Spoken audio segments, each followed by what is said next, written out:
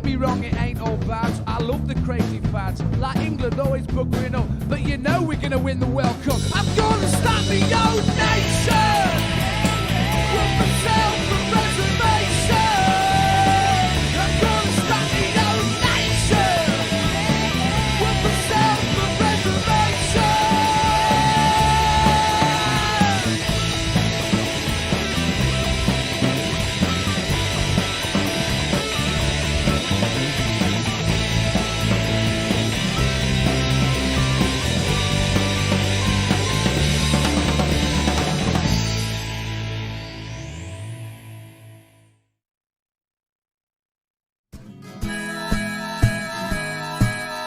Keep the red flag flying here.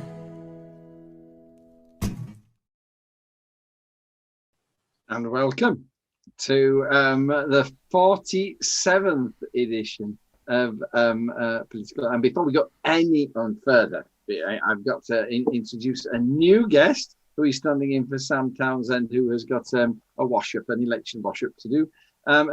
Jane, welcome. Hello. Hello, everyone. It's great to see you on the show. Thank you very much indeed. And tell us something about yourself. Who are you and where are you from and how come you've turned up on our screens? Thank you for having me. I'm a socialist think tank member and I live in Kent. I've lived all around the south of England, the southeasty bit. I'm a Labour member. I'm quite involved in my local Labour branch. We've got a really, really lovely group down here in Dover. And married to a very lovely man, and I like German books, and I can't think of anything else about myself. Well, you're incredibly welcome. Thank you for joining us, and we shall be picking your brain later. So there we go. But let's move on. Let's just say hello to the other people as well. Paul, hello. Hello. Stuart, hello. Hello. Laura, hello. Hello. That's 30 seconds of your life you won't get back. And straight on.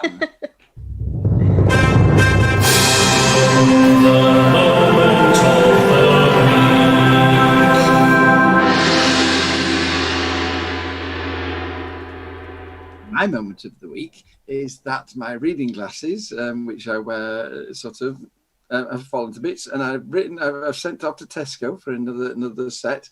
And they've come and they're tortoise shell. So I've got these very, very classy tortoise shell glasses. Paul, moment of your week. I'm just going to go for the fact that it's been found this week, totally no fanfare whatsoever, that the UK is breaking their international treaty on nuclear disarmament. So, yay. Go the UK. That's one of the things that obviously we don't take seriously. So by increasing the number of warheads that we're going to have, that violates the agreement to not increase the number of warheads we have. It's pretty plain and simple, but no one seems to care. So I thought I'd bring it up. Thank you, Laura. Sorry, I'm being slightly distracted because I'm just copying and pasting a comment. Is it the one from Faraz? That's right. Yes, it's wonderful, isn't it? It's incredible. Before we go in, so it's not lost. So we can't scroll back on the comments. So anyway, Laura, moment of your week. My moment of the week changed tonight because I had something else, but then tonight I attended the Rosa Parks organising training course that Jane was kind enough to sort out.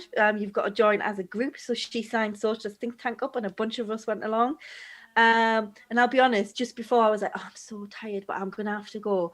And I came off, it was like an hour and a half long, and I was just so enthusiastic and so raring to go, and I feel brilliant after it. And it was, thank you, Jane, so much for sorting that out.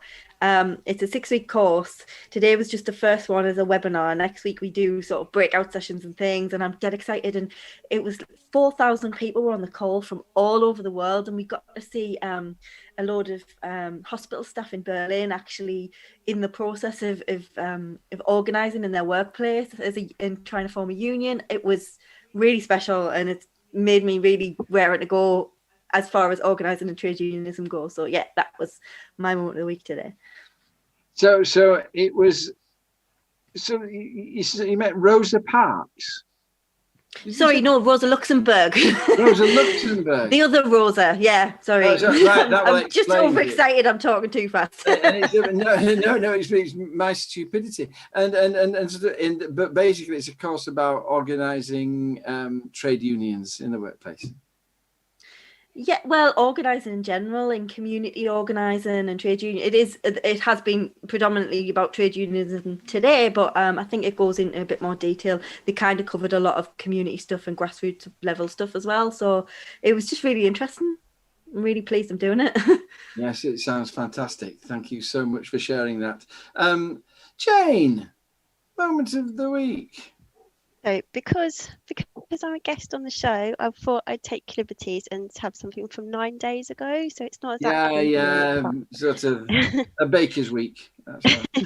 It would have been the 100th birthday of Sophie Scholl from the White Rose Resistance Group. Not this Sunday, but the Sunday before. I don't know if people know who she is, but with her brother and her friends and a university professor, they wrote leaflets telling people that what the Nazis were doing was evil, and they got caught giving out the leaflets, and they got executed, which is horrible and very sad. And she would have been 100, and so they had they called it Gedenkfeier in Germany, so like celebration of thoughts, and the images were really nice, so it was bittersweet.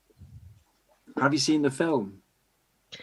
I haven't. No, I want to see it, but I haven't. Yes, there is. It's sort of Tim, tell. I can't even remember what it was called. It's moving and upsetting, but inspiring and thrilling. It just sort of all the hair stand up on the back of your neck. Sophie Scholl, I was a history teacher, an absolute icon for history teachers. I had a poster on my wall of her when I was at Montsmire. I had Debbie Harry and I had Kurt Cobain, and then I had Sophie Scholl, because I thought if I want to be like Debbie Harry, I can want to be like Sophie Scholl. That's all right. It's a bit weird and sad. No. Sophie Scholl. Very cool. A role model for all of us. Thank you. And Stuart, moment of your week? I've had a fairly rough week.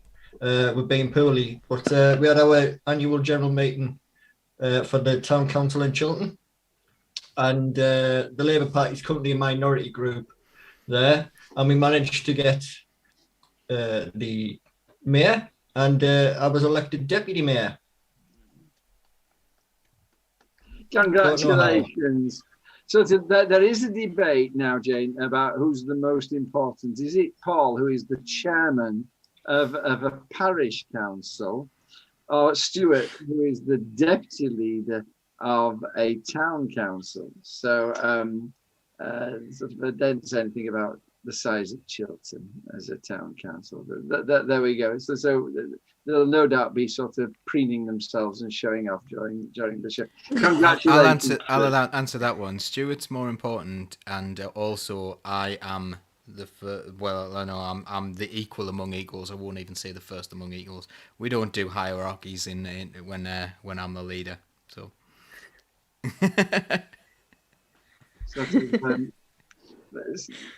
Right. Okay. I stand corrected. I just sort of what's it called? Virtue signalling. I just don't believe in hierarchy. That's all. Thank you for your moments of the week, everybody. Now it's time for the big story. And the big story, as we've said, absolutely is Gaza. And you can't fail to have been watching the television and notice that something's happening in Gaza. Paul, explain right from the beginning for our listeners. what, from 1948 or from Well, before? You know, it's needed, it's yes, it's before okay. that. So okay, right. I don't really want to do too much of the historical context because I want to report on what's going on at the moment. But like historically, Israel was a state that was created for basically the Jewish people, following it wasn't just World War II that caused this, but I think following the atrocities of the Holocaust, people really got behind the idea of a movement called the Zionist movement, in which the Jewish people wanted to have a homeland to call their own, which was their traditional biblical area of the world. But that also happened already to be another country called Palestine. In the wisdom of the people in charge at the time, they decided to kind of split up the territories a little bit, give Israel, create Israel in 1948, and then there were also some Palestinian territories as well. Gradually over time, after notably, I think it was in '67, there was a war where Israel took a lot of the Palestinian territories. But gradually, what we've seen is the erosion of the Palestinian territories to some scattered settlements in the West Bank, which is sort of near Jerusalem area, and also the Gaza Strip, in which people live in the most frightful, awful, oppressive conditions right up to this day. So that's the really rubbish whistle-stop tour of the past. What I want to talk about now is how what is going on is being reported. So since someone might correct me on this one, but isn't it 12 years or is it more? Is it 14 years that Gaza has been under siege from the Israeli government? And the Israeli government have put the people of Gaza, which is Palestinian territory in some people's view, that's been under siege. So that is the status quo. The status quo is an oppressed people living in an area of the world where they have very, very little power. Very little power. And they're in awful conditions. And what we see is awful things happening to those people all the time. So there's something called skunk water that the Israeli army spray at the people in Gaza, and it's a mixture of sewage and water. Just, for whatever reason, I don't really know why they spray it. And we also have those people have very few rights. It's overcrowded. The average age is extremely low because people die. They are attacked routinely. And that's the status quo. Now, recently, Israel decided to increase that intensity and start evicting more people from the homes because they are consistently going into territories and trying to take more of the territories away from these Palestinian people who have absolutely no power whatsoever.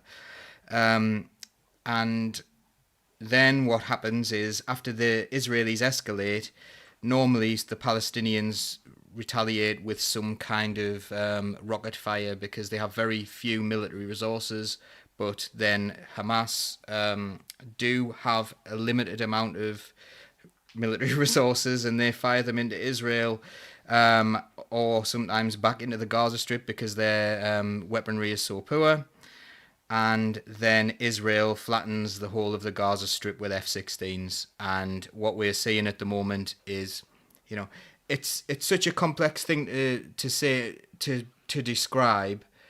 But the way I see it, you have got one group of people who have no power and one group of people who have incredible power. They're a nuclear nation, Israel, and the Palestinian people have absolutely no power whatsoever.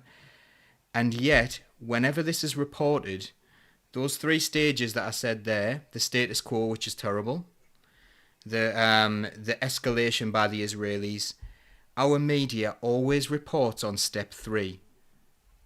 Hamas fire some rockets. Now, amongst all that, there is so much non-violent resistance. So the Palestinians, actually, it's been called an act of non-violent resistance for the Palestinians to survive. They think survival is an act of non-violent resistance against the Israeli people, because them not dying is them resisting what they feel the Israeli government are trying to do to them. Now, Benjamin Netanyahu at the moment as well, he's the Israeli leader. He is his ideas around what to do and how to treat the Palestinians historically in Israel are probably the worst example of trying to get rid of a people. They don't want the Palestinians to exist. They don't want to peacefully coexist with Palestinian people. They want the Palestinian people to go away. They don't want them there anymore. And that is the situation we find ourselves in. So I'm really sorry if that wasn't a brilliant description. It's a very emotive thing. It's a very sad thing to say. But all I see it as is some people with incredible power and some people with none. And our media consistently reporting this as being an equal battle, you know, where one side throws a rock and the other side snipers them, or one side, you know, fires a rocket and the other side levels the entire place, you know, and they are already at a natural advantage because they control all the resources going in and out of that area. So yeah, it's an incredibly upsetting situation. I mean, I think the blockade is one of the most inhumane things you get sort of. But am I right in thinking that they've only just stopped blockading vaccination doses? That originally, if that's wrong, I apologise, but there was something to do about vaccination, wasn't there? And blockading. They were only allowing certain vaccinations in, and they were destroying the ones that were coming in from Russia. Because I think what people don't understand is that Israel controls whatever goes in and out of any Palestinian territories, because they surround the Palestinian territories. They have a strong navy. They have for the Gaza Strip. They have a strong military that surrounds the West Bank territories. And basically, what Israel wants is to completely control the area. And we see some very, very unfair tactics used against people. And we feel, and anyone who suggests any form of non-violent protest, so like, let's say there's something called the BDS movement, which is boycott, divest and sanction movement, which was very successful against South Africa when people were encouraged to boycott the products of South Africa when they were under apartheid. Other people suggest that, and they say it's the Israeli state claims that it's anti-Semitic to do that to the Israeli state because they are the only Jewish state in the world, and if we choose to do that, then that's anti-Semitism. Although you have a lot of Jewish people who are very, very much pro-Palestinian. So this has nothing to do with religion. This is to do with a state that is incredibly powerful, controlling a people, doing awful things. Like, you know, the average age in the Gaza Strip 17. You know, we've seen, you know, with social media, if you look on Twitter, just have a little look on Twitter, type in like just hashtag Gaza and see there's a 10-year-old girl who's like, what can I do? I'm just 10. I want to be a doctor when I grow up. But look at this. She's stood in rubble. You've got children, like babies being pulled out of the rubble with destroyed faces and their whole family gone. And, you know, like the only survivor of the family is a baby and things like that. It's absolutely disgusting what's going on. This doesn't in any way encourage or advocate violence against the Israeli people. But I think the first step here is the Israelis just need to stop treating those people like they are less than human, because that is what's currently happening.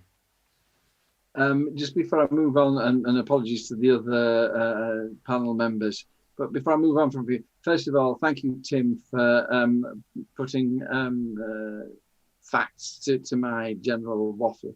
And what I couldn't get my head around when I was seeing all this is the link between what Hamas have started doing out of Gaza, firing the rockets, and sort of what's going on, which is all the unrest and the resistance in the occupied West Bank, and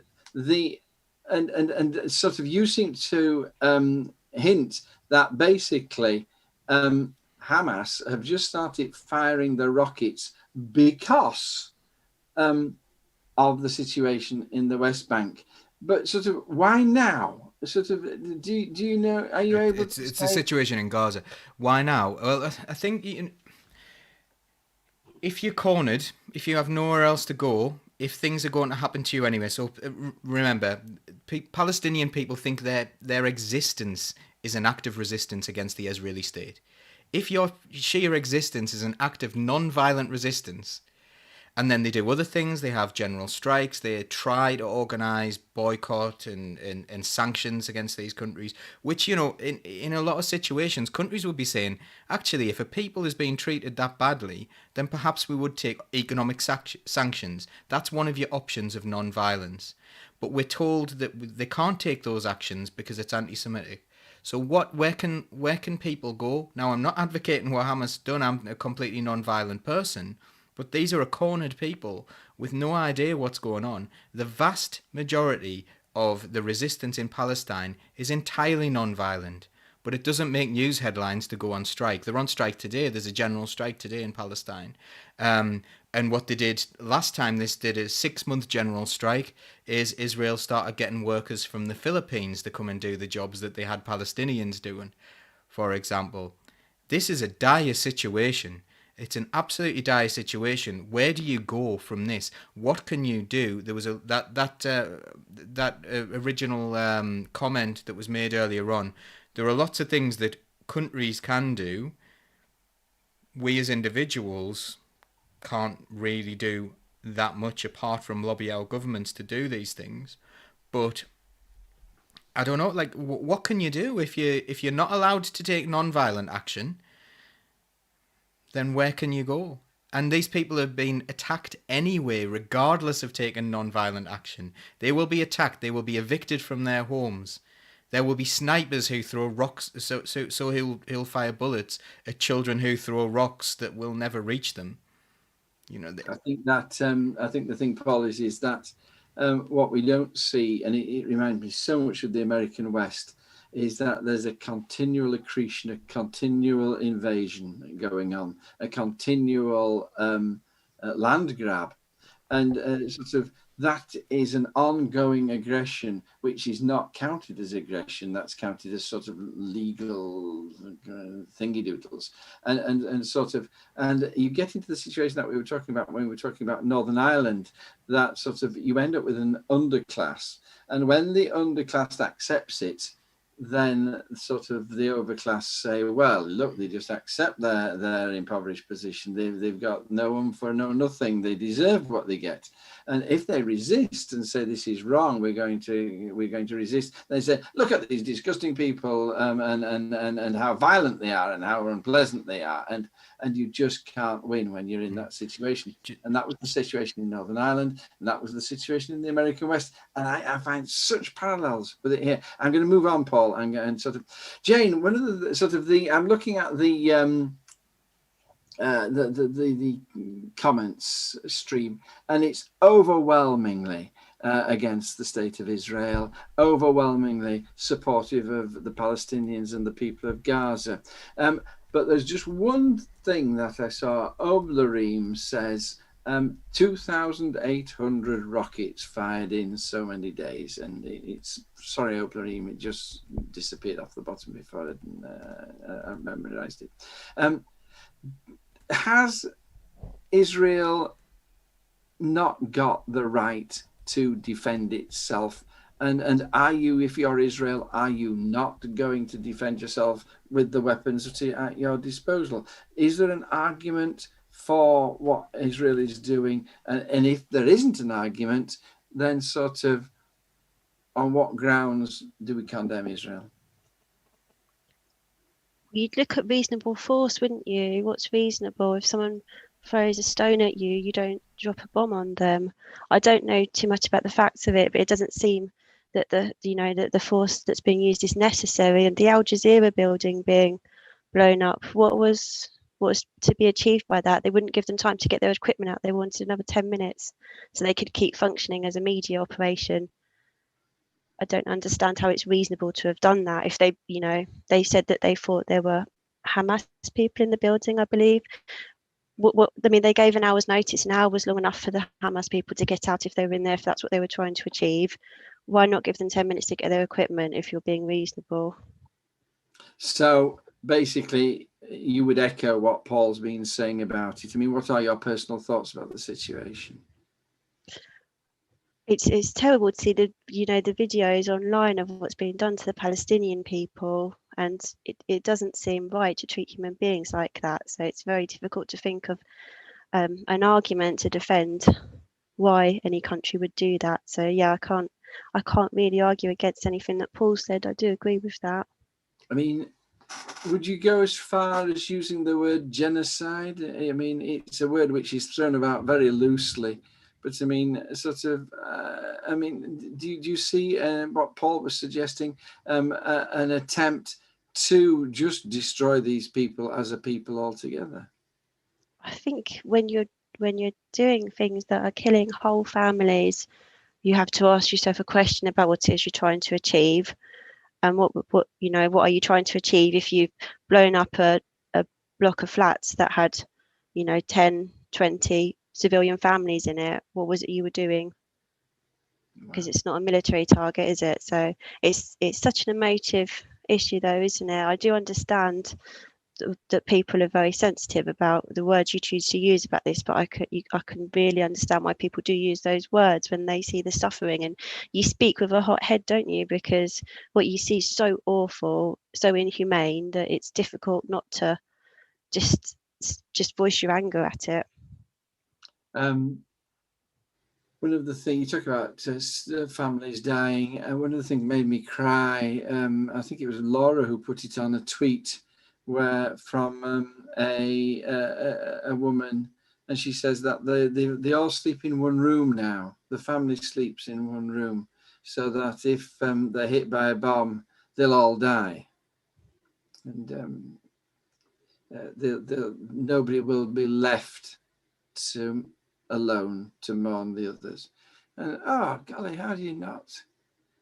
You have to think what's going on. Laura, what can we do as individual people, what can we do about this? Well, I think I noticed, I didn't see all of it, but I know in the comment section at the end, we will come back to what Faraz Khan had said. He sort of gave a laundry list of things that we can do. I think raising awareness and getting people to understand what's happening is job number one, so that we can build a bigger team of people willing to lobby our government to stop selling arms to Israel. We're one of the biggest sales countries for arms that go to Israel. We need to stop that, absolutely 100%. So that is something that we need to come out in force on. We need to be lobbying the government. We need to sign petitions. We need to do whatever we can to stop the sales of arms. And we've got a Palestinian special coming up in a week or so, and one of the women who's coming to speak to us is from Gaza, and all of her family is still there. She was a war correspondent over there before she came to Durham University for a while. So I know that's going to be really difficult for her, and I think I've been watching she's been trying to ring her parents all day today, and they haven't answered their phone. And I think it took eventually her dad did answer, and it was just like I was joyous, but at the same time, the thoughts that had gone through my head today, like that, it's very reasonable to assume that they'd been killed. And like Jane was saying, that the blown up Al Jazeera wasn't anything to do with being equal or trying to get rid of a terrorist threat. It's everything to do with stopping the message of what's happening getting out. They're suppressing the media. They're suppressing any narrative that would suggest that one side is worse than the other. And and we just need to be aware of the facts. You know, the facts speak for themselves if you've got time to look into them. The amount of Palestinian people who are being herded and killed compared to the amount of Israeli people who are is just, it's not even comparative. And that's not to say that I advocate any violence whatsoever. I think absolutely not. But I'd certainly be comfortable in bandying the word genocide about in this instance. I do feel like the eradication of the Palestinian people is somewhat a goal in this instance. It doesn't seem to be that military targets are being targeted. It's anyone and everyone. I mean, it's like, I've seen a few comments there saying basically it's an apartheid state. The Palestinian people aren't even allowed to walk on the same side of the street as some Israeli people. It's just awful and it's unacceptable, and it's really difficult because we do get emotional about it. We hate seeing people suffering, but the only thing we can do is stop giving them the weapons to kill each other. That's and just show our solidarity and spread the word of what's happening. I think they're the only real tools we've got. Thank you. Oberim asked, who's funding Hamas? Do we know? Do any of us know where the money's coming from? I'm not 100% sure where it's coming from, but it's not very much. They have a few relatively poor, defective rockets, even in the Arab world. Like, it's very interesting because the UAE aren't really reporting on this. Saudi Arabia aren't really reporting on this. I keep on saying this is not about religion. It's never been about religion. I think people always expect Islamic states to have been, to be working together and to have that kind of loyalty.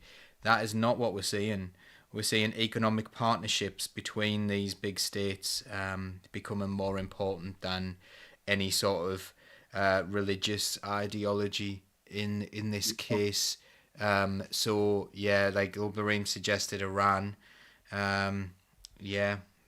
Does that, Stuart? First of all, I've got two questions. First of all, Stuart, one, it's being suggested that Iran are funding Hamas. Does that change anything about what we've been saying?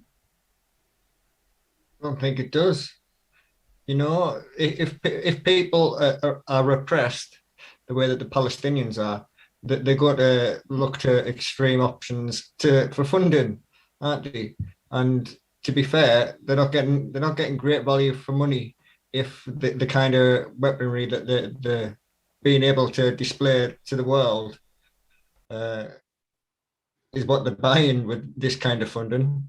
I mean, well, basically, it's just sort of point it and hope, isn't it? You just point it in the general direction and set it off. It's absolutely indiscriminate. Is that not a problem about it, that it's indiscriminate? So if they could pinpoint it to various buildings, do you think it'd be more valid? Well, not really, because they're not equal combatants. If we wanted to talk about it, as a purely military situation, they're in no way equal at all. And we talk about Hamas as a terrorist organization, and we have terrorist organizations in Britain. We've seen terrorist attacks in Britain, but we don't send fighter jets to his home address when a bomb goes off and blow up the whole neighborhood where he used to live. The logic behind it is so cripplingly flawed that it's little more than just hatred, from a government, from an establishment against the Palestinian people. Thank you. It's truly horrific what we're seeing going on there, and thank you, team, for speaking. You've spoken with one mind really about it. That it's. I think, Jane, you hit the nail on the head. It's utterly disproportionate, and deeply distressing. Okay, now sort of next part of the show.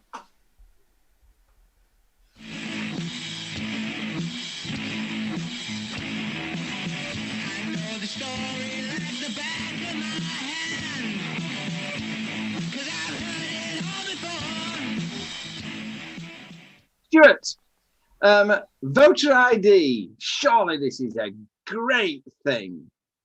You would think so, but no. So this week, the Queen's speech included the announcement of a policy of voter ID being required to vote in elections. Now, this basically rules out about 2 million people who don't already have ID, like a driving license or a passport. And these people are generally poorer or older or from ethnic minorities.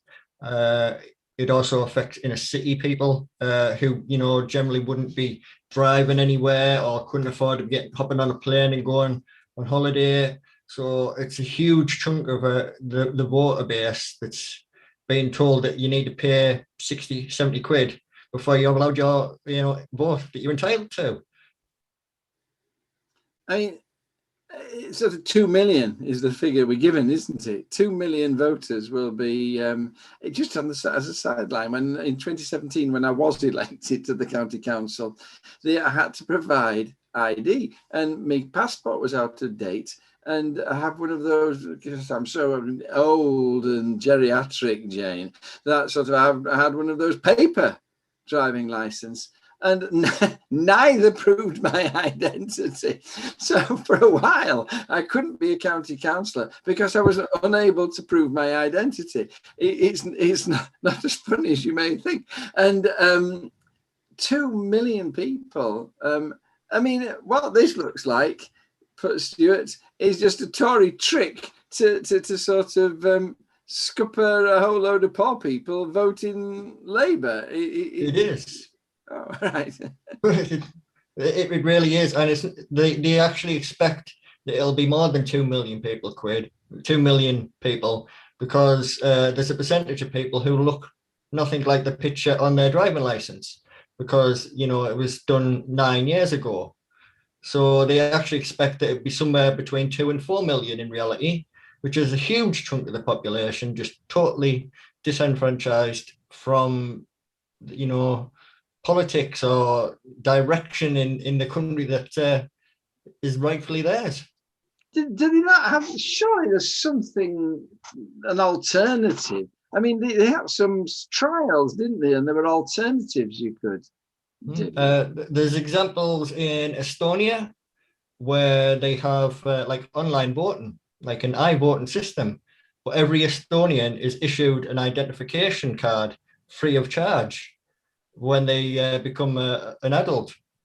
They also have a very small population compared to us, and they don't fear the idea of people impersonating other people in that country the way that we're scared that those six people are going to turn an election.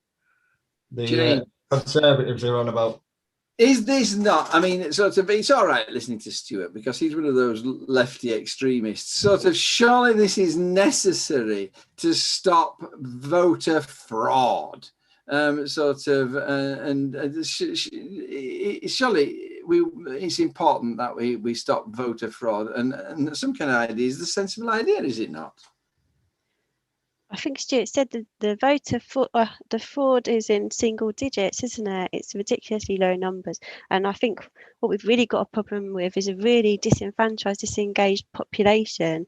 At the local elections here, we had really good Labour candidates, really good people. And we had 25% in one ward turned out to vote, 35% in the others, and you think there's already 2/3 of the population felt so disenfranchised they couldn't be bothered to go out to vote, trying to shut them out permanently. We should be doing the opposite. We should be trying to get people to vote, not stopping them from voting. I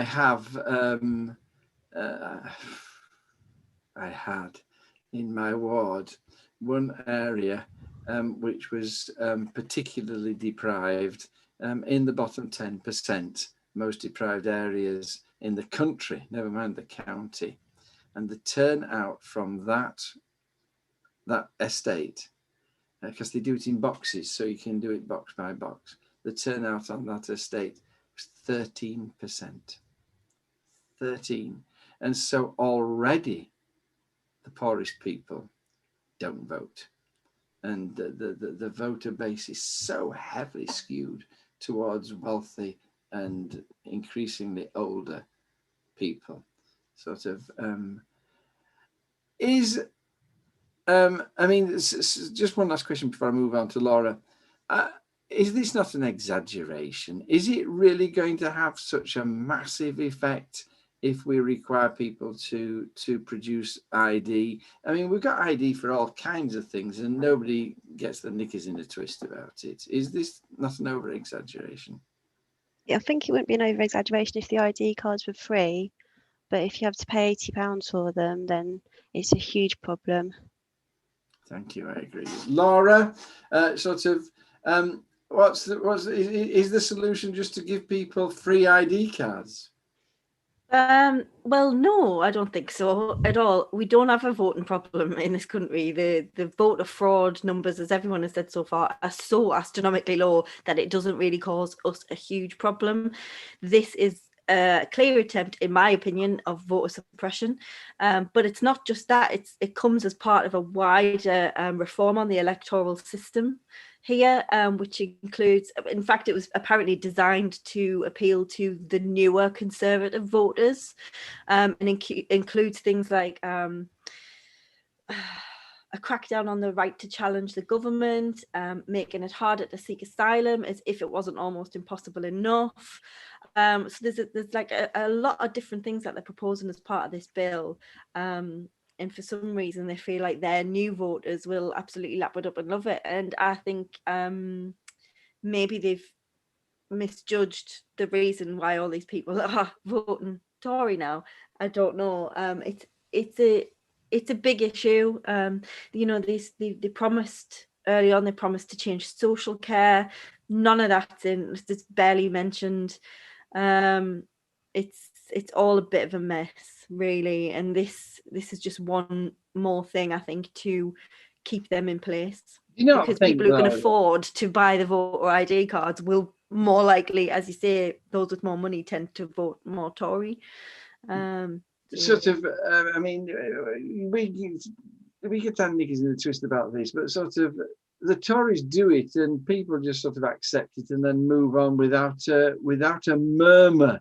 You were saying that, I mean, is this not just something that's going to come in and 2 million people just won't bother to vote because they haven't got voter ID and they won't? Yeah, but then that's the problem, though, isn't it, John? That's exactly the problem, because we do tend to go, oh gosh, that's rubbish, and then move on.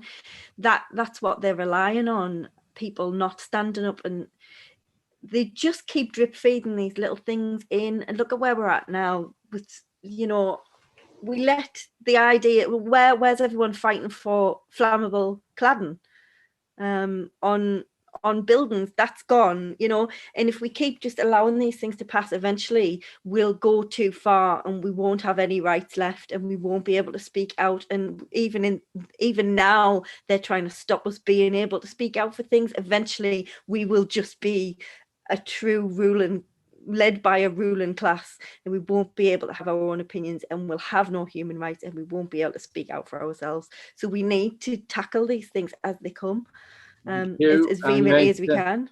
Cheer that statement. I want it to cheer all the way through. And sort of, I'm going to move on to the next topic, Paul, unless you have something absolutely burning to add to what your wife has just said. I just wanted to quote someone who's very famous. If I'm ever asked to produce an ID card, then I will take that card out of my wallet and physically eat it. Boris Johnson. So, you know, this is the whole like libertarian thing where, you know, we don't need to have ID. We don't need to. That's a terrible thing. You know, this is an assault on civil liberties until it suits us, and then we'll do assaults on civil liberties, and then no one seems to care. EU citizens arriving in the UK being locked up and expelled. I mean, it sounds like sort of Mexico and America does that. I mean, what's happening here, Laura? Yeah, and you know what's really interesting, because I only just found out about this today. I didn't know this was happening. So yeah, that is essentially what's happening. But it's not people seeking asylum or anything like that. It's people who are coming for job interviews.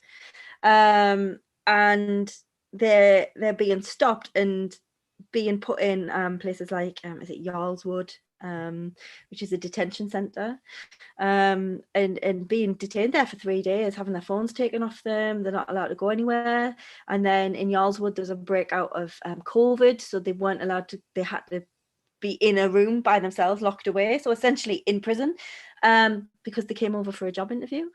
And apparently there's some legislation that says you should be able to come over. You've got 10 days to sort of job hunt and do interviews, and then you can go back home. One woman got here, they collared her at the airport, and she said, "Oh, right, I'll just buy another flight and I'll go home now." And they said, "No, we're gonna ship you off." And she was here for 3 days, locked away. It's just cruel and just inhumane, and I really want to say I can't believe it, but unfortunately, I really can. It's got to stop. This whole idea of othering people who are trying to get into our country and take our jobs and all the other rhetoric, that's just absolutely pathetic. I mean, these people are actually looking to apply for jobs, yes, but they're not coming to pinch your benefits or, do all the other things that refugees or whoever these awful people are. It's just, we really need to start being a bit more international in our outlook, and we should be welcoming people. I would have thought sensible. Stuart, what's your comment on this? These people are our closest neighbours, and are we doing this across the board? Is it just because we're using it as a stick to hit the EU with because of, the fishing issues? What's driving this for it just to be EU citizens? I mean, it's horrendous either way, but I mean, you're absolutely right. This is not sort of refugees sort of trying to these are people from the EU who would presumably have come in as of right a year ago. Crazy. Paul, comment? It just seems to be a really sad sign of things to come. The way we treat people, why aren't we treating one another like humans? That's all I've got to say about it. Really, it's we seem to be treating one another, or certainly the government seems to be treating people like they are other. And if you are not in this, I don't know, maybe people might find it a little bit bizarre that you'll have someone who's French, for example, now all of a sudden being othered by the government policy. I don't know, it's just such a messy, awful situation. The way we're heading, where you're controlling your population by being awful to them or being awful to other people, but then you can see loads of planes coming in from India during a pandemic when we know we've got this Indian variant coming in. It just seems completely I don't understand. I'm obviously babbling here because I'm so confused by the situation where you would treat someone who's coming in legally for an interview as if there's some sort of criminal for coming for an interview, which is perfectly within the rules.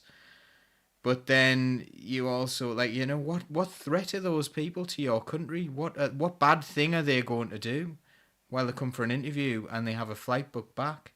I don't understand this at all. It's absolute nonsense. Looking at the stream as well, I think that generally the views of people are shared by you, because we're coming up with sort of I'm not going to call them conspiracy theories, but sort of broad statements. This government is causing more racism and division. The ruling elite don't view any of us as humans, and sort of when you're faced with something as bewilderingly inexplicable as this, then you do sort of say, well, there must be something really weird behind it. I'm going to segue. It's all a bit 1984, really, isn't it? Me and Laura watched it a couple of nights ago, but it's really worrying the way the double speak thing, and he knew what was going to happen, did that guy? He just described our society now. They're using it as an instruction manual. I think they wouldn't have come up with it on their own. So we'll just say we'll just do double speak. We'll just do that thing. That's really good.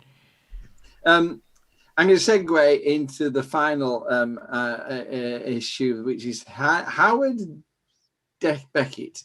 Labour has suspended Unite leadership nominee Howard Beckett over Patel should be deported tweet. I have not a clue, Jane, about what's going on here. And I suspect many of our listeners will be sort of similarly bewildered. But I think it relates back to the last topic we've just been talking about. So explain what's going on to us. So Howard Beckett wrote a tweet, didn't he? Was it on Saturday morning or Sunday morning, and said that what Priti Patel had been doing was disgusted, and that it was her that should be deported rather than the refugees that she's suggesting we should support, something to that effect. There was obviously a lot of upset about that tweet, and he withdrew it. He deleted it, I think, within half an hour, and he apologised, and he's spoken very publicly about the fact that he made a mistake, is my understanding. And I know there's really mixed feelings amongst people as to whether he should have been suspended or not. I don't personally think that he said it with any racist intent, which I think is probably quite a controversial thing to say, but I don't think he did. And I know we shouldn't make excuses for anything that encourages racism, but he's not making excuses. He's apologised, and he said, actually, what I did was wrong, and this is why. And perhaps him going on TV and saying that might have made some other people think about similar comments they might make, not to turn him into a hero for it, but I just wonder if a suspension is appropriate here, because I don't think the intention was sinister, although it was ill thought out. It wasn't a clever thing to do. It was a very insensitive thing to say. But I think it's interesting that there's more attention to someone on the left saying something that isn't well thought out, and yes, it could be interpreted as racist, and there are racists who might use that kind of use what he said to further their cause, but I think what I find more sinister is the fact that we've got a government that I feel has very racist undertones to them, but they know how to dress it up in fancy words, and they know which audiences they can say it to get away with it, and there's a lot of intent there, I feel. And when I think about the statements that our Prime Minister's made and the book that he's written and published, and there's no media outcry over that, and I think that's alarming. Can I ask you a question? And sort of, please don't answer if I'm taking you into deep water yourself. Just sort of say that that's too deep water. Kat Cray is coming on. She says it was racist. Full stop. What Beckett said was racist. Let's be clear about that before exploring this further. And now, I'm assuming that it's being perceived as racist because Priti Patel is, and again, I'm going to get myself into trouble. Am I a sort of team? Stop me if I say this. If I say she's a woman of colour, would that be inappropriate? Is that an okay statement? And so, because Priti Patel is a woman of colour, it is perceived as a racist statement. And sort of the Cat Cray comes on, therefore, and says the Equality Act is clear, perceived or actual. Thank you, Cat Cray. Really helpful statements. But what strikes me is that what worries me is basically if I say anything about Priti Patel, I mean, she's the woman overseeing this absolute dog's dinner of immigration. Am I therefore, if I criticise Priti Patel, am I therefore liable for being accused of racism because she just happens to be a woman of colour? And sort of, I'm finding it difficult. Now, he said that she should be deported, and that could be, but he wasn't saying that people of colour should be deported. He was saying if anybody ought to be deported, it's her. She's an awful woman. Sort of, I think the issue of intent, but it's perceived. So, I mean, sort of, talk to me about this, Jane, about sort of the boundaries of what was said and what we're allowed to say in criticism of Priti Patel's immigration policy. I don't know if it's appropriate to say it, but I think this, for me, it just makes me think of a wider issue that I think working class people, there's several barriers to working class people being involved in government. But I think one is the way they talk, and that perhaps the way they express themselves, and that's a wide sweeping statement, but I think of people that I grew up with and that I'm close to, and maybe sometimes the things that they say aren't very PC. And no, you shouldn't make excuses for racism, but I think maybe we need to have some difficult conversations and talk about things rather than just saying you've said something that's bad, so you're out now, that's it for you forever, you're a bad person, and we'll just narrow society down to the three of us that are left that haven't ever said anything stupid that we've regretted.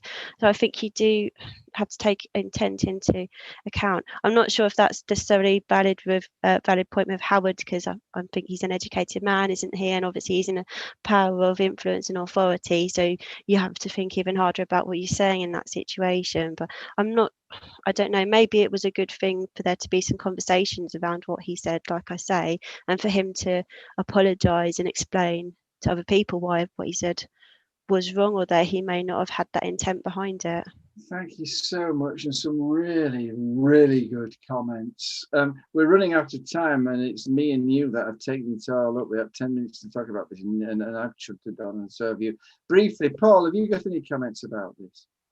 Oh, just like the first thing is committed anti-racists. If someone makes a mistake, you want them to learn from that mistake and move on from it, and that's an important thing. Now, Howard Beckett did that. He admitted that what he said could easily be perceived as racist, and therefore he withdrew it wholeheartedly. Now, what do you want people to do? You know, like, he should have thought it out better. He should have done a lot better than that, but he didn't. However, I've seen a lot worse than that go entirely uncommented upon, never mind unpunished.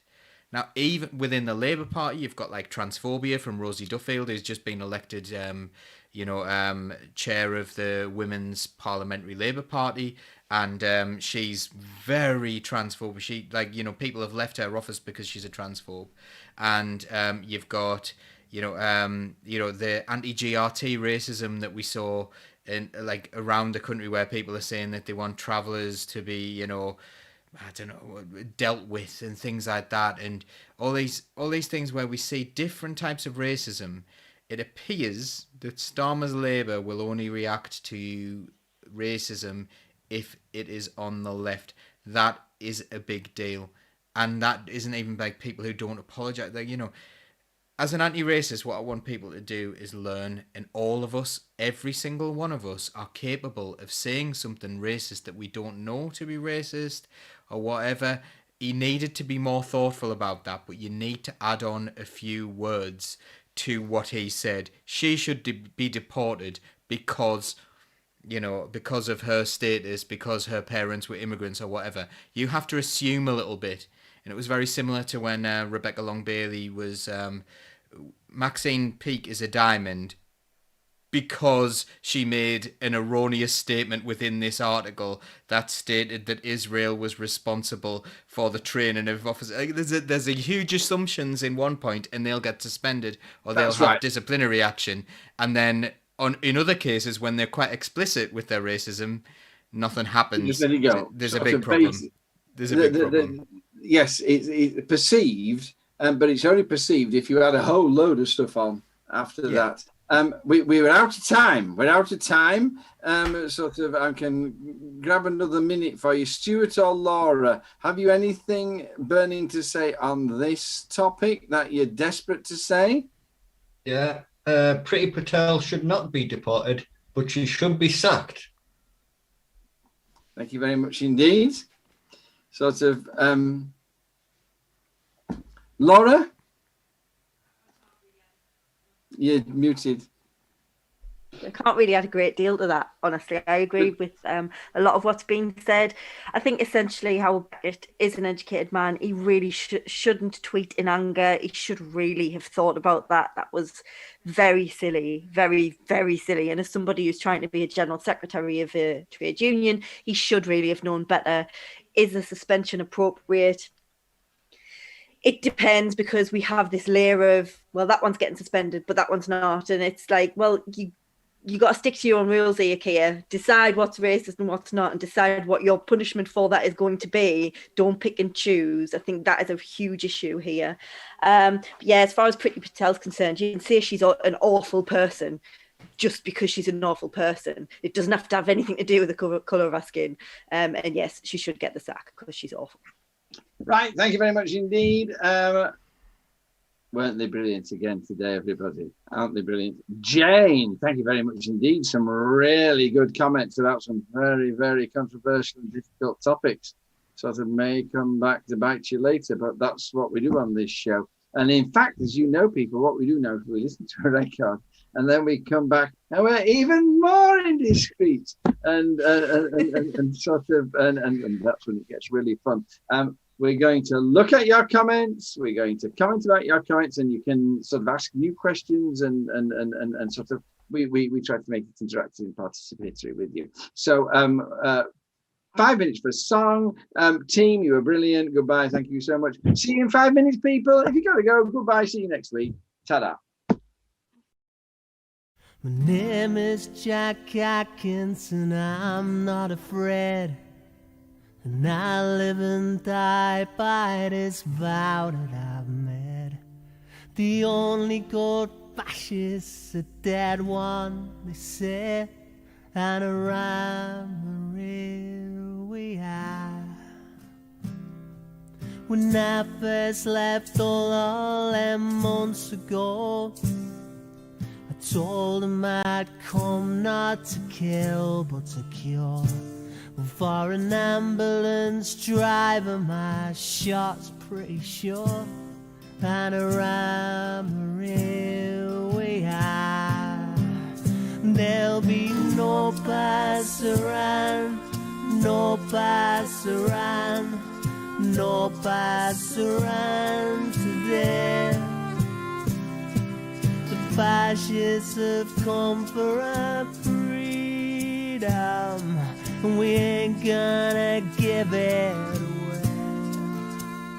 There'll be no pass around here today.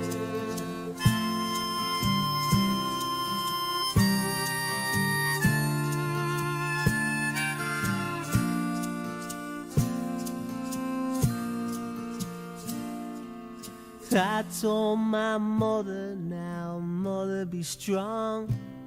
For the left way is right and the right way is wrong. And you can stick that on my grave when I'm gone. For I'm a real we are. There'll be no pass around, no pass around, no pass around today. Fascists have come for our freedom. We ain't gonna give it away. There'll be no pass around here today.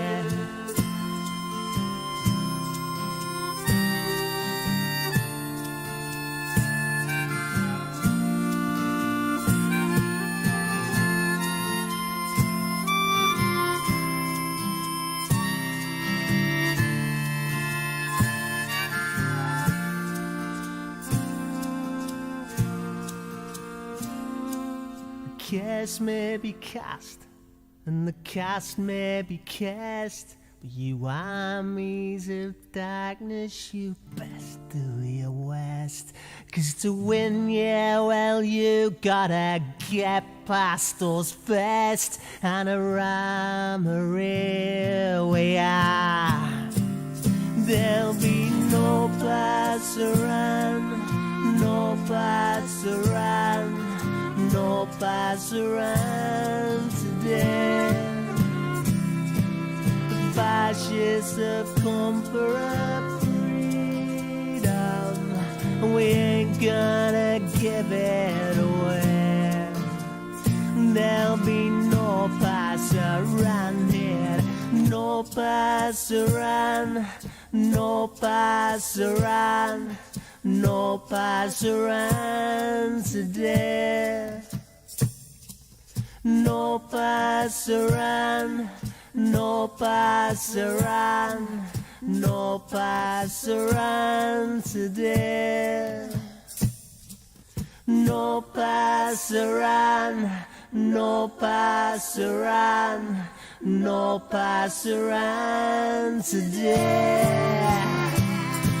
The fascists have come for our freedom, and we ain't gonna give it away. There'll be no place around here today.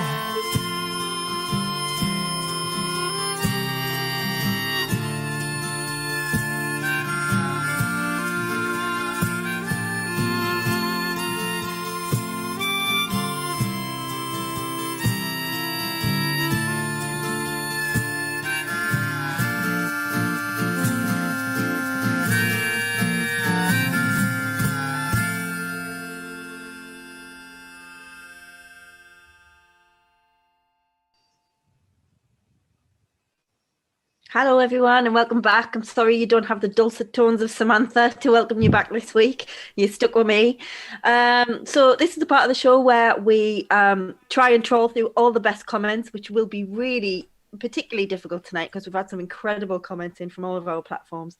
So thank you so much. It is an interactive show. We do love to hear from you. No matter what you've got to say, we're happy to disagree. Honestly, I promise we won't get into a fight. So first of all, I think it's really important that we start with the comment that we all spotted at the beginning of the show from Faraz Khan. Now, I can't scroll back and I didn't copy it in time, but I know Paul can. So Paul, can we start with you? Would you mind reading that comment out to us? Yeah, of course. I just wanted to say as well, Claire Waite just said it's her first time here and she's really grateful to everyone. So, yay, really, please do join us again. You're very welcome and you can ask any questions and stuff. But Faraz said, here are 5 actions you can do to show that dismantling Israel's regime of oppression is also in your hands. Flood MPs, elected officials at all levels, university administrators, leader of trade union federations, among others, with letters calling for their support for targeted sanctions to dismantle Israeli apartheid, starting with a 2-way embargo on all security, military trade and joint military research. If you are part of a dock/port union, mobilise the bloc handling Israeli shipments, particularly military ones. Wear a Palestinian keffiyeh or parts of it as a symbol of solidarity, or display it from your window in your social media profile if you have one. Join a BDS group near you or form one if there isn't any. Sustainable strategic campaigning is the most effective form of meaningful solidarity. Declare your community, church, union, neighbourhood association an apartheid-free zone that refuses to buy the products and services of Israeli and international companies that are complicit in Israeli apartheid and colonialism. Start or intensify planning for the next Global Day of Action on Saturday the 22nd of May. Build on the inspiring global demonstrations this last weekend. Show Palestinians in Gaza and everywhere again that we are not alone. And Mondevice? I don't know. I didn't know. I don't understand that last word, so I do apologise. But yeah. And I think some of us already do quite a bit on that list. We added one this week, didn't we, Paul? Lavazza coffee.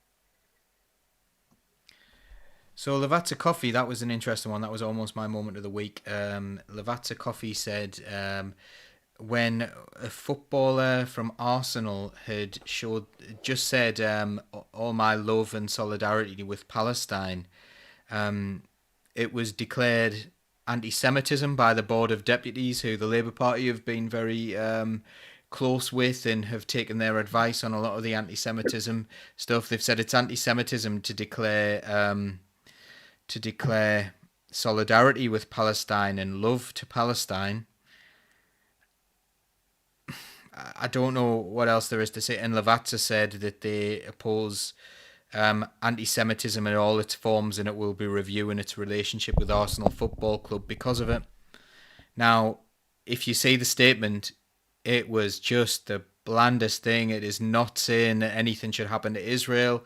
It is not saying that anything should happen to Jewish people, which we saw actually some really disgusting anti-Semitism this week when people went round and talked about raping Jewish women and in a convoy, which was absolutely disgusting. And it's really such a brilliant thing to see, like the likes of the Palestinian Solidarity Campaign condemn that. In the face of everything the Palestinians are facing, they took the time to condemn a random act from a group of individuals.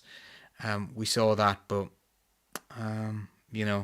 I don't see how declaring love and solidarity with the Palestinian people is in any way, shape or form anti-Semitic. And if following the advice of the Board of Jewish Deputies, Lavazza feel that is, then that worries me that the advice is not sound. And it sort of feeds back to a comment that I saw earlier on from Mia, who said people should just say stuff and stop tiptoeing around the edges and things. And I feel like the Board of Deputies have sort of limited that sort of conversation because we're not allowed to say anything. I think declaring love and solidarity for people should be our resting state for all people. I still think that's quite sad. Faraz mentioned there that Saturday the 22nd there is a day of action showing solidarity for Palestine. So if you do have any events going on in your neck of the woods, please do go there. Tim Dredge, we can always rely on Tim to give us all the information. There is one in Durham for any of our local listeners on Saturday in the Market Square at 4:30. So please There's do one tomorrow, isn't there? Oh, is that tomorrow's? Oh, there's one on Saturday as well. There's one tomorrow and there's one on Saturday as well. Yeah. Brilliant. It's all sorts happening. Do have a look out and see if you can get down to one, because we do need to show our solidarity as best we can. Okay, so has anybody else got anything to add to that particular comment, John? Mondovice, it's a blog stroke media outlet. Mondovice will have just been the provenance of the quote. Okay, right, lovely.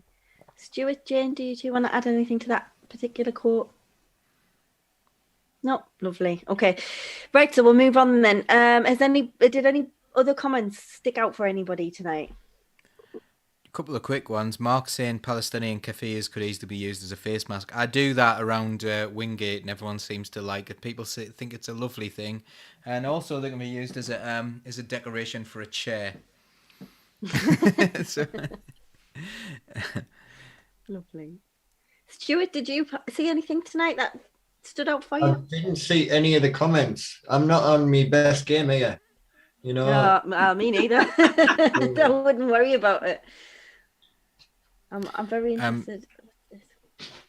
I saw Andy as handsome as Paul with stubble. I did spot that one actually. Yeah, we should do a poll. Who's more handsome with facial hair? No, let's not do that. Let's not judge people by their appearance. Please. Did spot one by also, Jake Anne Ratcliffe didn't like my long hair. When I'd asked Paul to comment briefly, I did notice that Jake Ratcliffe said that the name Paul Daly and the word briefly do not go together in the name. Yep, I did spot that one. That's harsh. I've got a lot to say, and also in a lot of meetings I don't say very much. So in my interviews I say minimal amounts of stuff. It's just that it all builds up. Yeah. So let me have a little look here. What else have we got? If you've never listened to Low Key's tune Palestine, I highly recommend it from Cat Cray. Yeah, we should all download that and have a listen to that. I do like Low Key. Did we see the one that was bleeped on the BBC? There was on like a session for, I think it was about 2016, and there was a rapper who said free Palestine, and it was bleeped.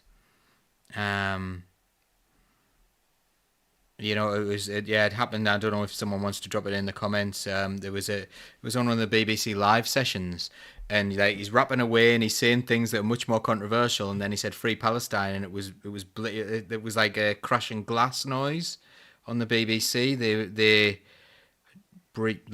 wouldn't allow Free Palestine to be heard on the BBC. Isn't that worrying? Dear me, that's really worrying. What are we coming to? Tim Dredge said, shout out for Vin McIntyre, who's done years of work in solidarity with Palestine in Durham. Huge solidarity with Vin. He's an incredible activist. One of the people who got me involved in activism. He does the Palestinian Durham book drive or something. Is that right, Paul? He's unbelievable. Yeah. Okay, so have we got any other comments that anybody spotted? I've got one. Kat's found that comment. Yep, Stuart. This isn't to do with Palestine, which is the vast majority of the comments today, isn't it? This is about DCC. Right. If we want to take a break. Anyway, Chris Hood's asked, the new Labour leader at Durham County Hall, Councillor Carl Marshall, has said clearly we are going to have to work a lot more collaboratively with opposition groups. Do the panel think County Durham Labour will get that from opposition groups after the past 10 years? It's an interesting question. I don't know how well placed Jane is to answer that one. John, do you want to have a crack now that you are? Chris, the first thing is that we need to you need to come back and ask that question again next week when Samantha is back, because she'll be able to give you the inside line, because she is now the only county councillor on this panel, and she will know what's going on. What I can say is that, of course, Carl Marshall was my boss. I was his cabinet support for 4 years, and the first thing is, if he says that, he means it. Secondly, one of my big deals about Durham County Council is that the officers are brilliant, and they see a problem and they get a plan together about how to deal with it. They go to the cabinet, and the cabinet agrees it's a brilliant plan, and then what they do is they put it out to consultation. People have all these problems with it, and sort of, but it's the best plan, and sort of all these problems. Well, yes, we accept that's the case, but we've already factored that in, and so then sort of they say, so we're going to do what we want to do, all of that, and it just looks that it's not listening. It looks as though it's not listening. And in fact, just all these things have been pre-thought of by very clever people. So what I've often talked about with Carl is the need to front load the consultation. If you're thinking about doing something, you consult with people first to find out what the lie of the land is, and let them have their say up front.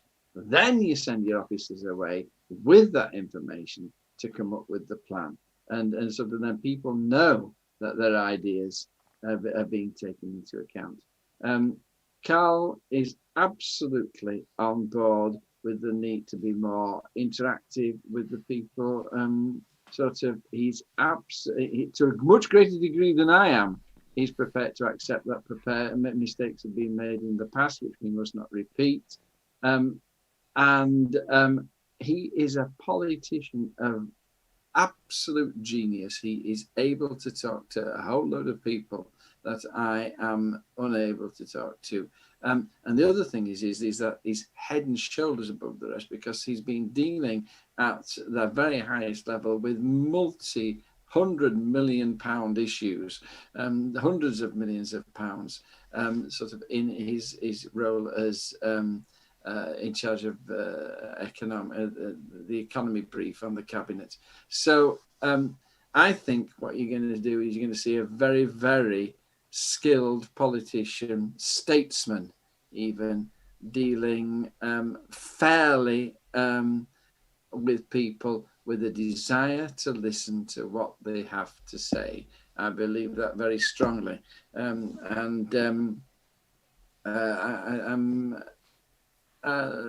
hope it's going to happen.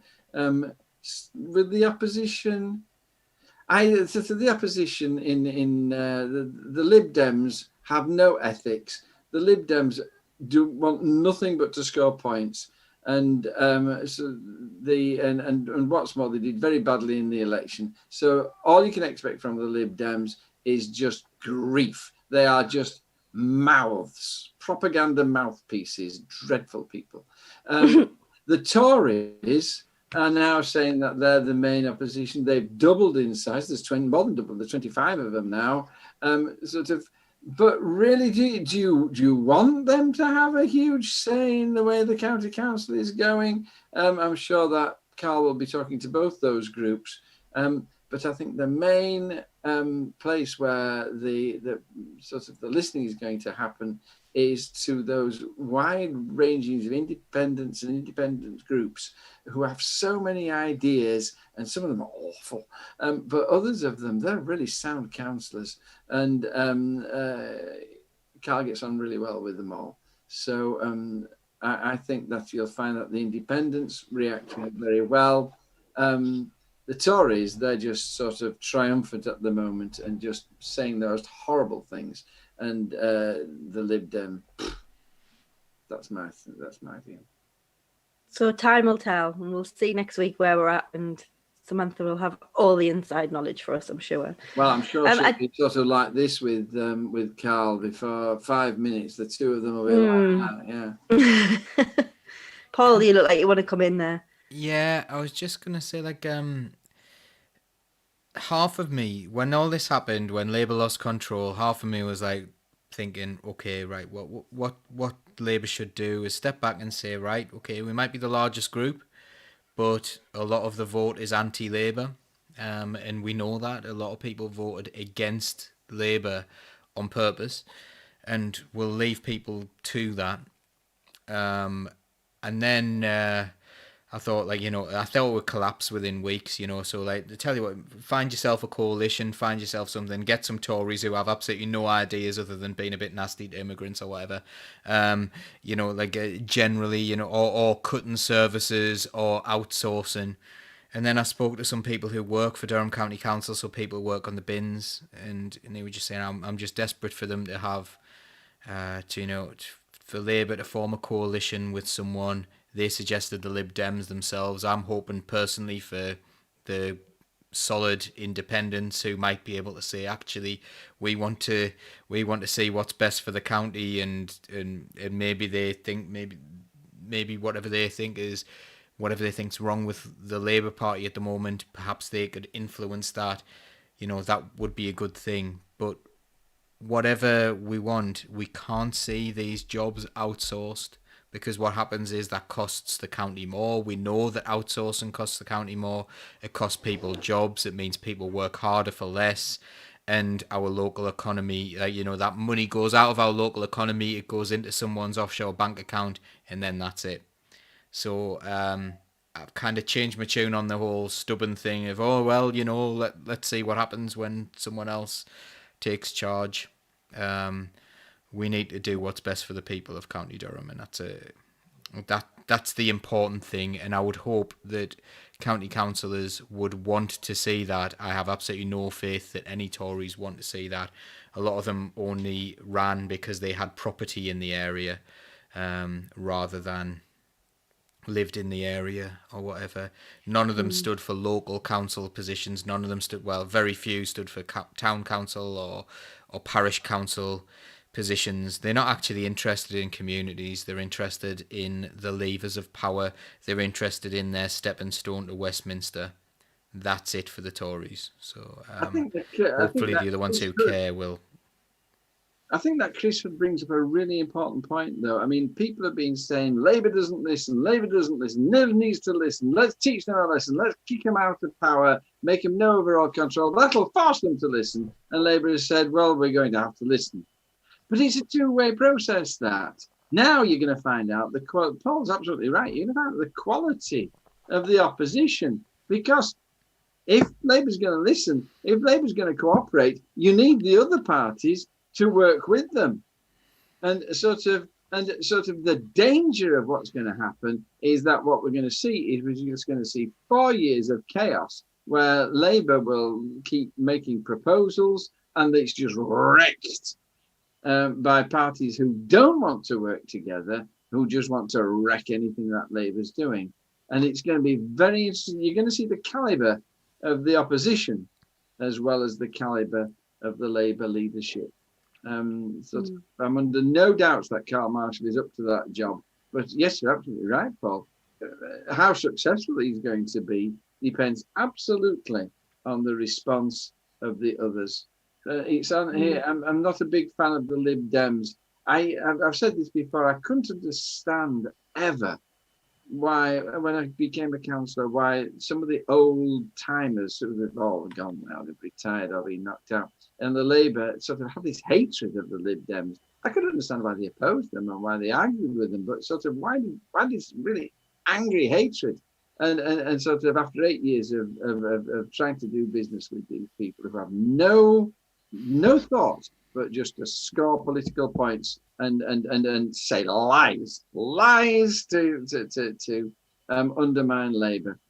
Sort of, I can understand that hatred, and I'm allowed to because I'm not a county councillor anymore. Dreadful people, and I can I'll name names next week if you want.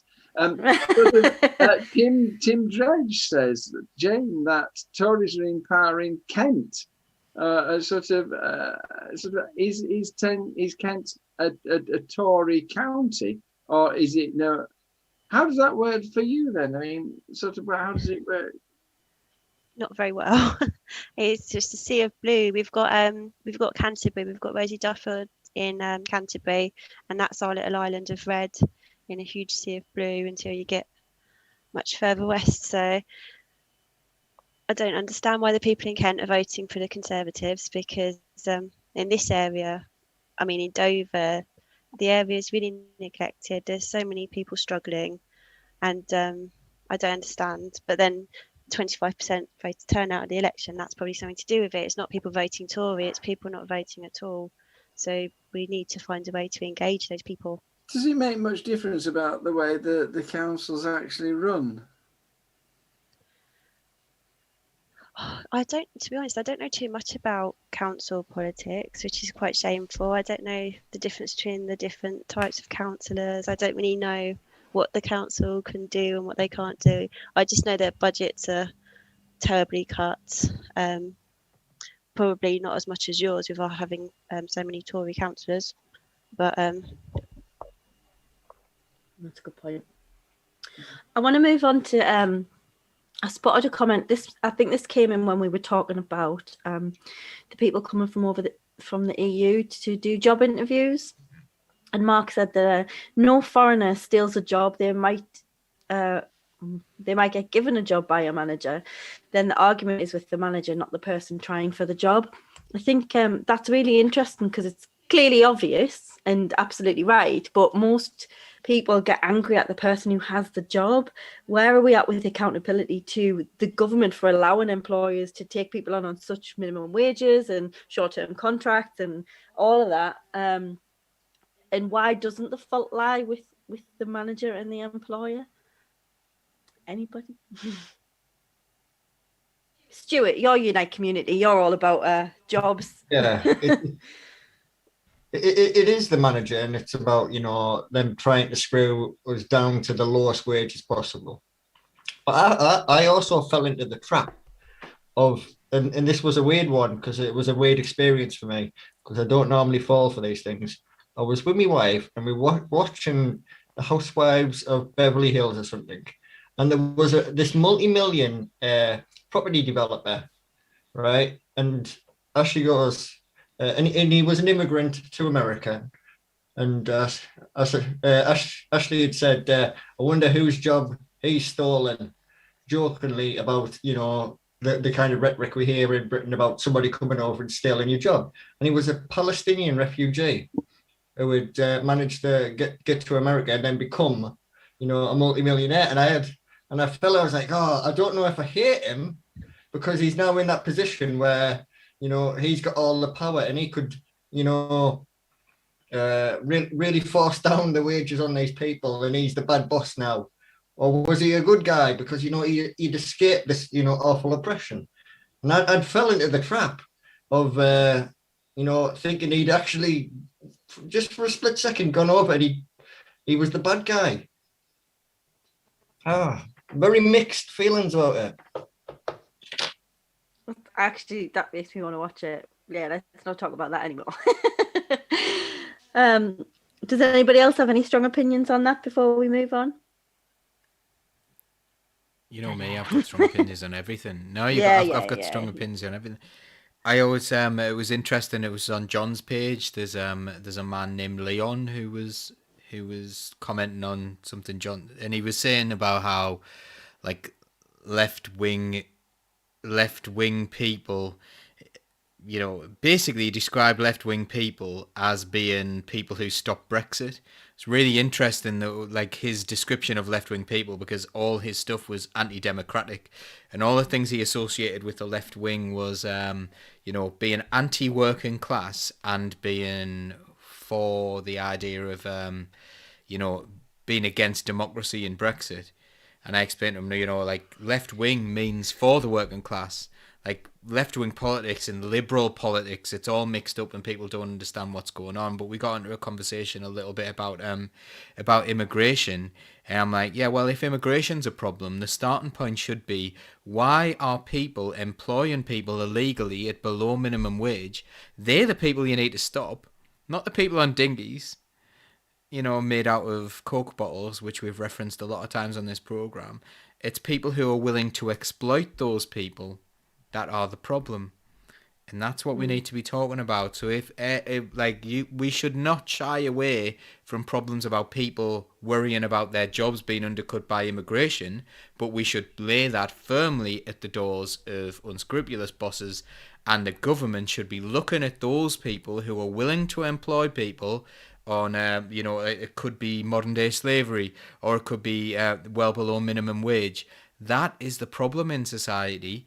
Because if they can undercut people, the problem is not them who are desperate. It's very similar to the Israel-Palestine thing. My natural instinct is always to think, well, who do I blame? The powerless or the powerful? I will always blame the powerful in that situation. The employer is the one with the power, and the employee is the one with no power. So there you go. That it's as simple as that. And Leon really accepted that as an argument and was really pleased that I actually addressed the issue rather than just labeling him a racist for worrying about it. And I think that's something, like, you know, we really, really need to do on the left, which is, I think I nearly air quoted the left there, because it's just, the left isn't what the left is supposed to be at the moment. The perception of the left is not what we are supposed to be. Yeah, and I think that it's sort of, that whole situation is a convenient, the government tend to point fingers, don't they? It's very convenient to find somebody to blame. And it comes into sort of something that Jake Ratcliffe had said when he said, when we talked about voter ID, he said the government were very happy to talk about the very small cases of voter fraud. So why not talk about the 260,000 who are homeless, or the 4.3 million children in poverty? And it is that, like, look, this is a problem. This here, everybody look over here. Ignore that. Like, we're not going to do anything about that. And I think we see far too much of that. And it's become the norm, and people have stopped questioning it. And people, I don't know, do you guys feel like people are just sort of absorbing what's being given to them a lot more these days? Jane? Yeah, I feel like we're shell-shocked the NHS is being destroyed, education's being destroyed, there's a huge housing crisis, insecure employment, people haven't got enough money to live on.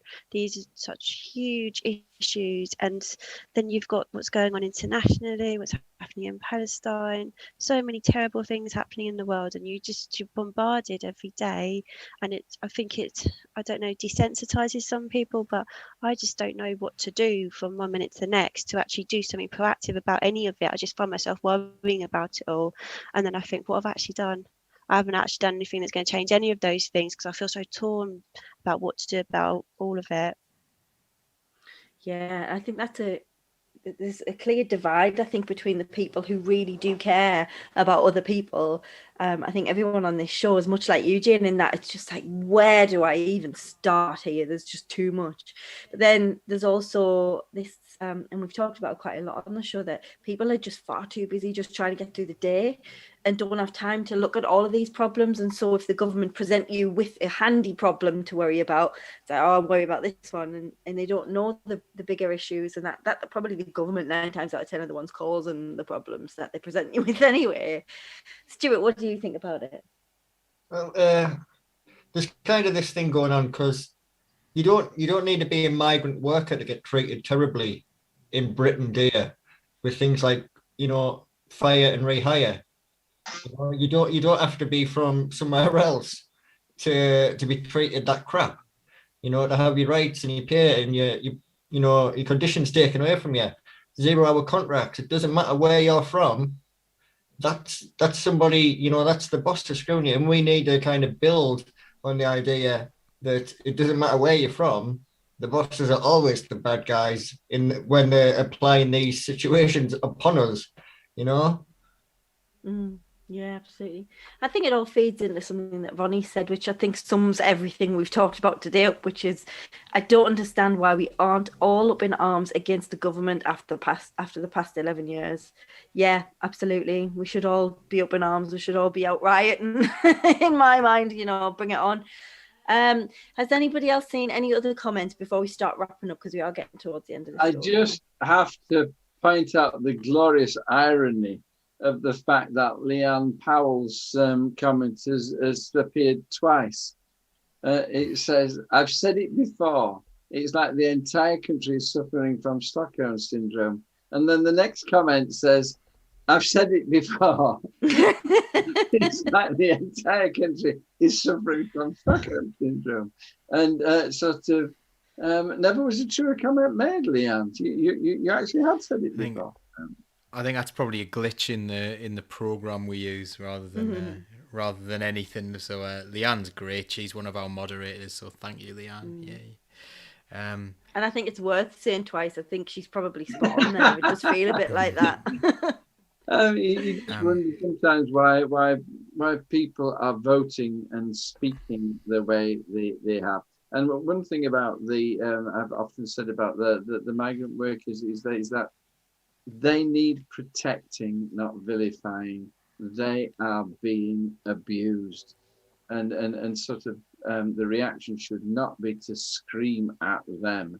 The reaction is that they need protecting, and sort of they need aggressive sort of policing of these things to put right what is a great wrong.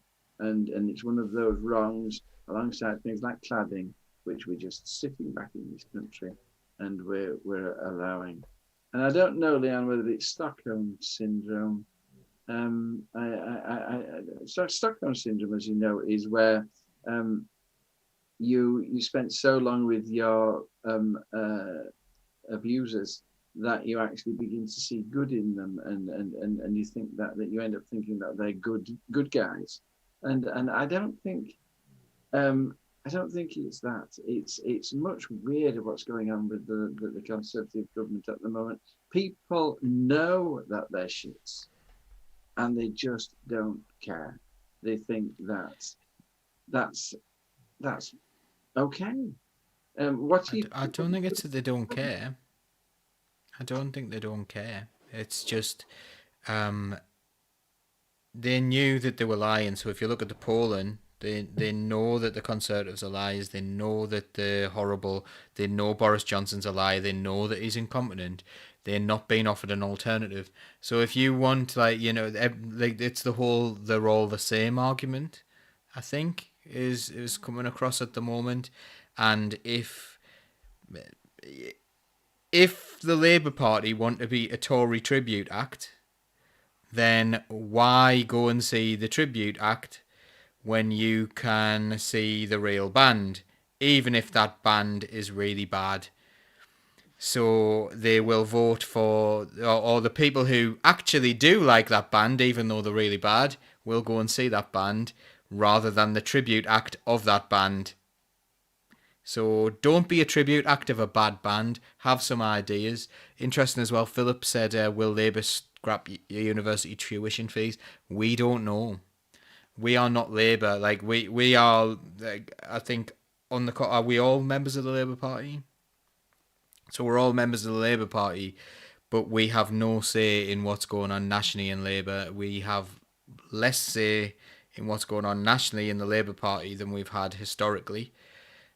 We don't know what the Labour Party are going to do. I thought the Labour Party was its members, but that is a controversial statement in a mass membership organisation, apparently.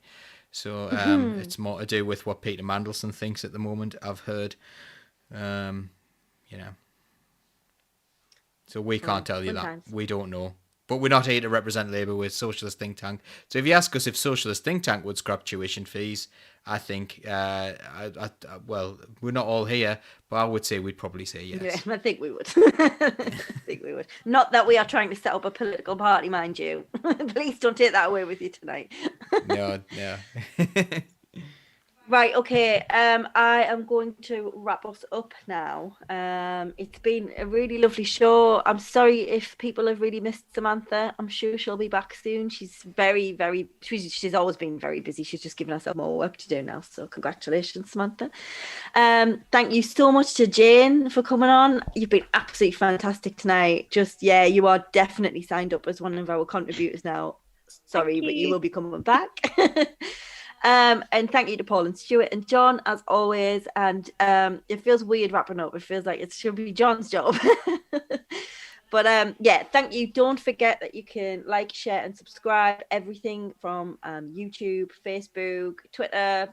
Find us. We'll be there. We do have a website where you can now become a member. You can become a member for free. You do not have to pay. However, if you are if you do come into a little bit of money and you can contribute so that we can continue to create content for you, that will be hugely appreciated. However, you will not get any special treatment. We are socialists, and so that means we're all the same.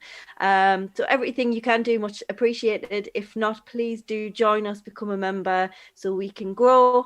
And maybe one day you'll just be like Jane and you'll come and join us on the show as well. That'd be fantastic.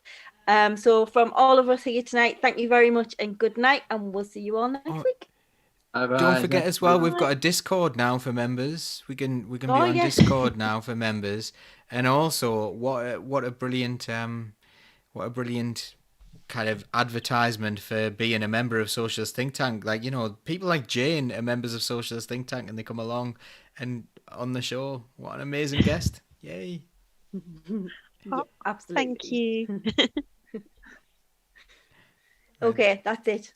No more outbursts, Paul. Thank you very much, everybody. We'll see you again next week. Thanks, everyone. Bye. Bye. Treat the